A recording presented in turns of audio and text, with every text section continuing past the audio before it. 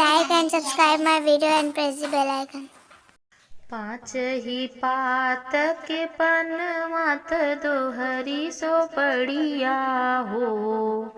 पाँच ही पात के पनवात दोहरी सो पड़िया हो। नंदी इह वीरा धर तुझरो खवा बीरन के बुला तू हो। नंदी है वीरा धर तुझरो खवा तो बीरन के बोला तू हो। इतनी बचन सुन नदी तो भौजी से अरज कर हो। इतनी बचन सुने नदी तो भौजी से अरज कर हो। भौजी भैया जे बैठ कचहरिया देखत डर लागई हो। भौजी भैया जे बैठ कचहरिया देखत डर लागई हो। बाएं हाथे मारे चट करिया दहिने सन करिया हो। बाएं हाथे मारे चट करिया दहिने सन करिया हो। भैया तो हरे महल कुछ काजत भौजी बुलावई हो। भैया तो हरे महल कुछ काजत भौजी बुलावई हो। एक गोड़ धैले ओ सरवा दूसर दरवज वाहो। एक गोड़े धैले ओ सरवा दूसर दरवज वाहो। बहनी तीसर गोड़ा धैले अंगनवा चौथ गज ओबर हो। बहनी तीसर गोड़ा धैले अंगनवा चौथ घर ओ।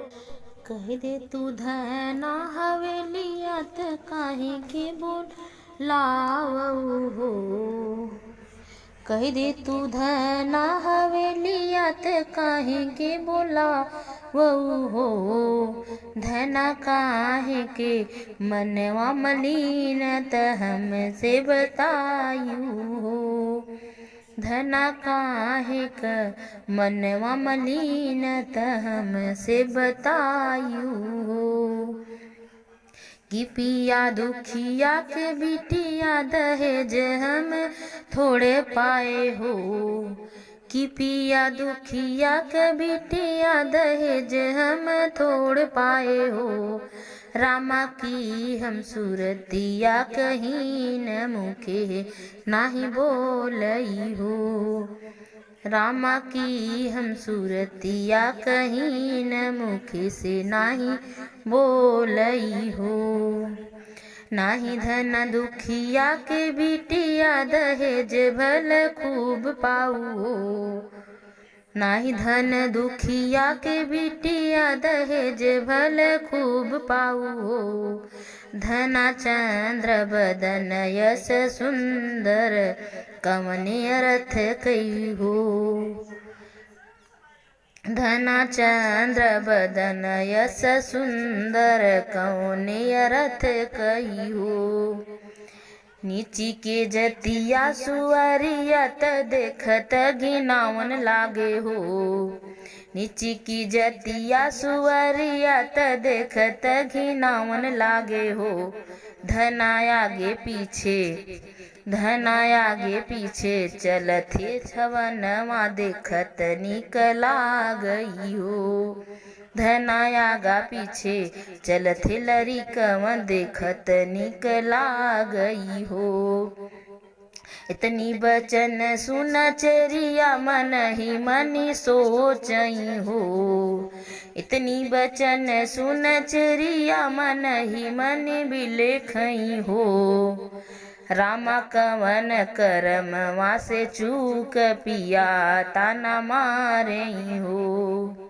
रामा कवने करमवा से चूक पुरुष ताना मारई हो। भोर भिन सार उठी सूरजूत सूरजू मनामई हो। भोर भिन सारे उठी सूरजूत सूरजू मनामई हो। हथवांत लिहले तिलय उरय छतवा हो। सूरजू पैया लागै सूर सबेर मास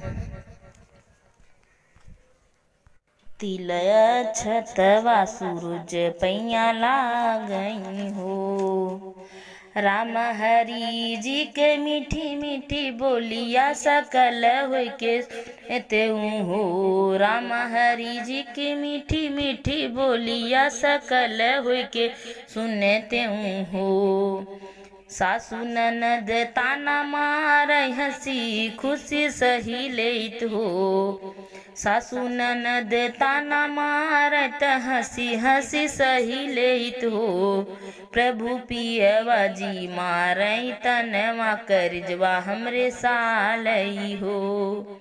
प्रभु पिया जी के मारल ताना करजवा हमरे सालई हो। जाऊ न बेटी अपने घर जाऊं अपने ससुराल जाऊं हो। जाऊं न बेटी अपने घर जाऊं अपनी सजन घरे हो। बेटी आजू के नवाए महीनवा होरिल तोहरे हुई हई हो। बेटी आजू के नवाए महीनवा होरिल तोहरे हुई हई हो। 8 महीना बीत नवै गलागत हो। 8 महीना के बीतत नवै के लागत हो। बहिनी बाजे लागे अंगने बधैया गोतीन गावे सोहर हो।